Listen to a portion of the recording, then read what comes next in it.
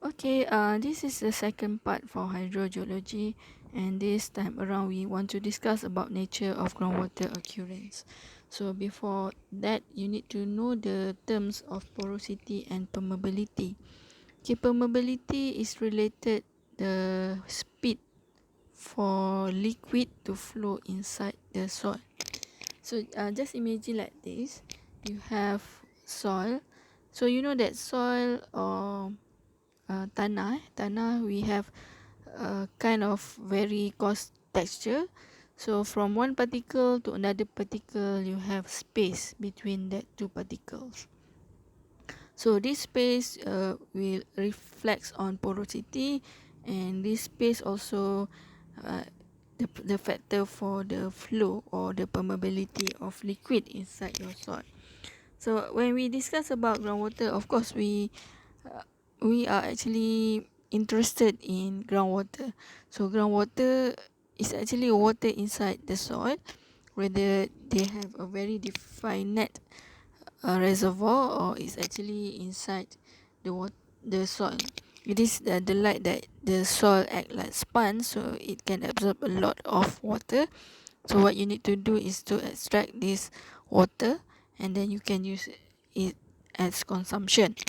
So what is the factor is the size and of the void and degree of interconnection determine which deposit function as reservoir and conduits. So you can imagine your soil. So inside the soil you have particles, bigger space, meaning that it's very suitable for reservoir. And then if the networking is very smooth or the spaces is connected one to another, it can serve as conduits. So in any material, the ratio of void space to total value of the sample is known as porosity. So I explain again. Ratio of void space to total volume of the sample is known as porosity. So if you have soil, if you put the soil inside a container, so how many space or how many void space that you have, and then you divide by the total volume of that particular material, that is what we call as porosity. And the void may either primary or secondary in origin with elaborated below. So primary void is grain interstices were present at the original time of deposition of the rock, meaning that when you get that particular area, that pores are actually present at the original time. Secondary meaning that is the product of subsequent fracture. It is from the action of faults and joint or solution, meaning that you have fissures and cavern which may be reduced by cementation. Okay, maksudnya macam ni kalau void ataupun ruang dalam kita punya tanah tu, kalau original ada kat situ, kita panggil dia sebagai primary lah. But kalau ruang tu ataupun ruang space yang ada dalam tanah ataupun rock tu adalah byproduct of faults dan juga void, kita panggil dia sebagai secondary. So this is the pictures that you can see how we want to explain about voids, and all of these void can act as reservoir or conduits. So for picture A, it is well sorted sedimentary deposit having high porosity. Okay, meaning that you have definitive void, and it's kind of a network. So if you imagine there is water, it can easily flow inside this kind of void. B is a poorly sorted sedimentary deposit having low porosity. Okay, meaning that it's very dense in terms of the material, but only the void space is not interconnected one to another. For C, well sorted sedimentary deposit consisting of pebbles that are porous, therefore has a very high porosity.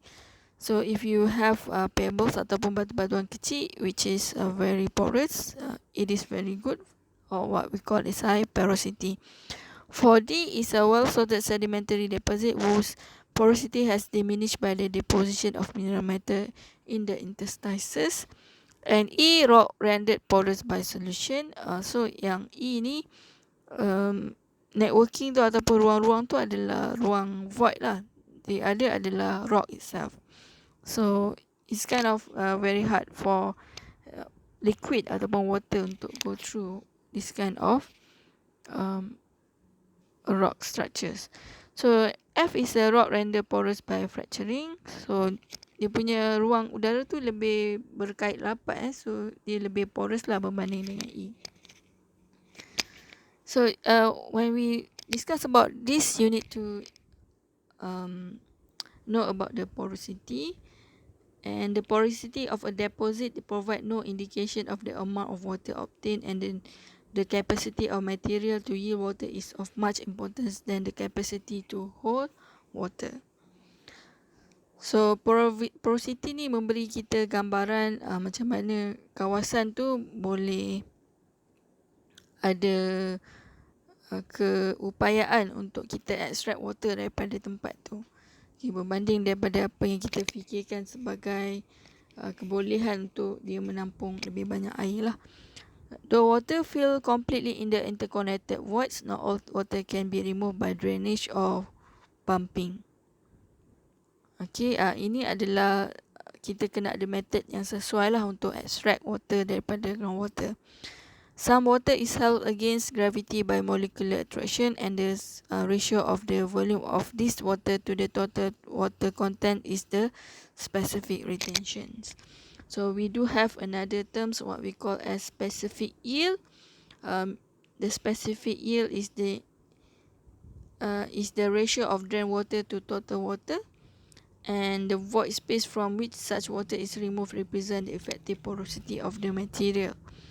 And the last, another terms is permeability, whether it is intrinsic permeability or specific permeability. The meaning of permeability is a measure of the ability of geologic material to transmit water under a pressure gradient and depends on texture of the material, lithology of the material being considered. So kalau permeability ni kita akan ukur dalam meter per second ataupun hal laju. So apa yang you boleh bayangkan untuk permeability ialah kadar pergerakan air di dalam kita punya geologic material, sama ada batu ataupun tanah lah. For example, in a clastic deposit, permeability is a function of the size, sorting, shape and packing of the constituent geometry of the link void spaces. Okay. So that is the second part, what you need to understand about few terms in terms of void and also permeability. So we will explain more for the next part for hydrogeology.